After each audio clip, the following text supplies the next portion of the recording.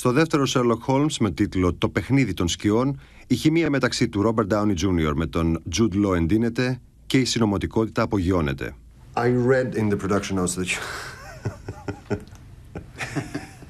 that you are like brothers. I mean, you love each other like Oh, mate. You said that. Definitely when we're shooting. Yeah. He barely calls me when we're not working. He's a busy guy, though, you know?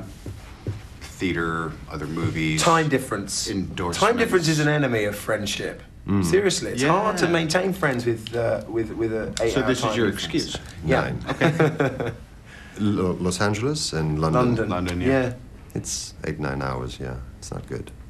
I tell you what, though. Oh, no, I'm not going to say that. Please.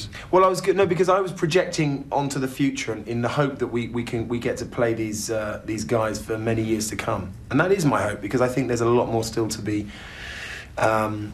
unearthed from this relationship in our take of this fantastic duo. But you know, hanging out with this guy for 6 months to a year every couple of years is my idea of heaven. So I would happily do that. And when did you first hit it off?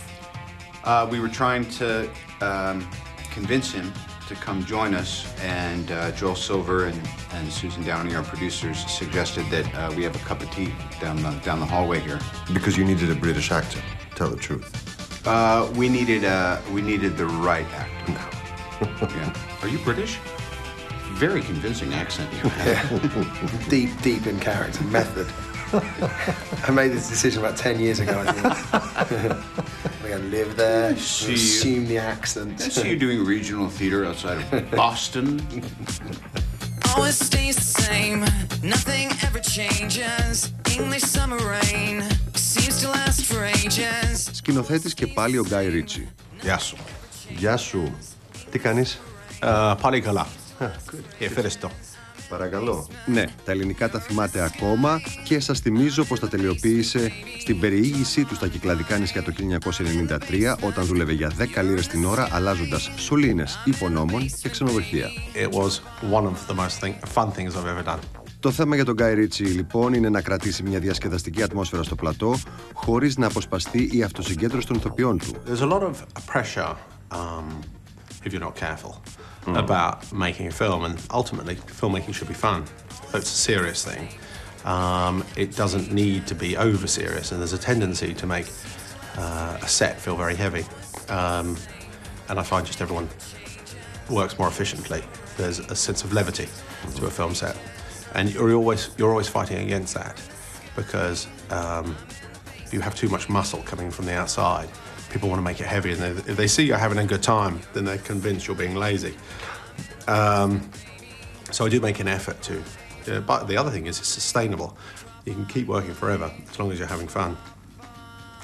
And hopefully that does percolate into the narrative as well. Hopefully you get a sense of that.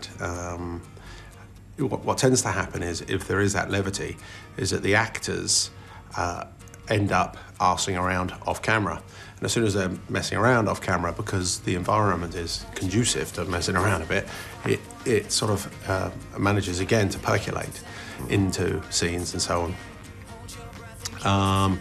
And really the heart and soul of the narrative is Robert and Jude flirting with one another. Αν ο Σέρλοκ Χολμς με τον Watson μεταφέρονταν στο σήμερα, αναρωτιέμαι ποιος θα ήταν ο κύριος εχθρός τους. Ο παρανοϊκός κακός δηλαδή. Well, look, here's the truth. You look at the tome of work Conan Doyle did. These investigations go on and on and on. Their relationship in those books goes up and down and in and out and all over the place. And we'd be foolish not to think that there's an opportunity. But I'm going to steal what Rob said the first time round, which is that if enough people want us to do another one, then I'm sure we would be asked. I'm sure they will. But let's take these guys today. What if the mad genius was... Who would be the mad genius of the 21st century for Sherlock and good soldier Watson? How do you mean? You mean if they were set now? Yeah, set and now. Real people? With a little bit of fiction. So what you're asking us is who is the most evil person or institution on Earth, right? For Sherlock. Yeah. I don't know. I have a feeling that if it was nowadays, they would probably be doing something much more subtle. That's the idea, by the way, not to give a spoiler alert, but we're thinking that we've gone about as Careful. big and wide as we can. Spoiler. Yeah. Big and wide as we can, and if we get an opportunity to do a third one, I think we'd like to return to a more basic Conan Doyle story. You didn't put any comments on the Scully in the hat. It's gorgeous. Thank you. It's cold outside.